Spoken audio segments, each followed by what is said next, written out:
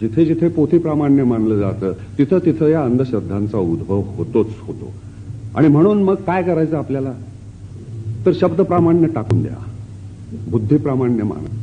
वेदामध्ये लिहिलं आहे किंवा कुराणामध्ये लिहिलं आहे किंवा बायबलमध्ये ते लिहिलेलं आहे म्हणून ते खरं माना, ही प्रवृत्ती सोडून द्या.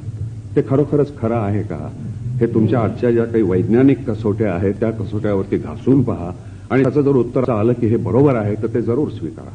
परंतु ते स्वीकारताना सुद्धा हे शेवटचं सत्य आहे असं मानू नका. म्हणजे आपल्याला शास्त्रीय दृष्टिकोन असा बरेच वेळेला हल्ली शब्द वापरला जातो.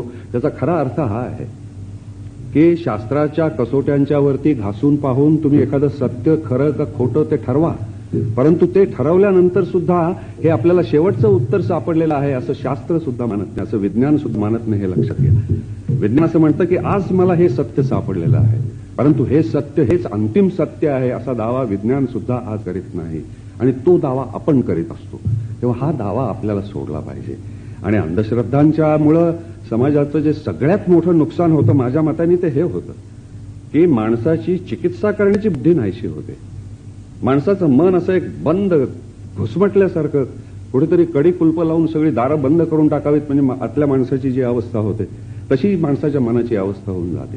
ती अवस्था टाळण्याकरता, माणसाच्या मनाची कवाडं उघडण्याकरता, त्याची विचारशक्ती जास्त जागृत करण्याकरता, कारण ती झाल्याशिवाय समाज परिवर्तन हे अशक्य आहे, हे आपल्याला सगळ्यांना माहिती आहे. ते जोपर्यंत होत नाही तोपर्यंत समाज परिवर्तनाच्या गप्पा मारण्यामध्ये काही अर्थ नाही.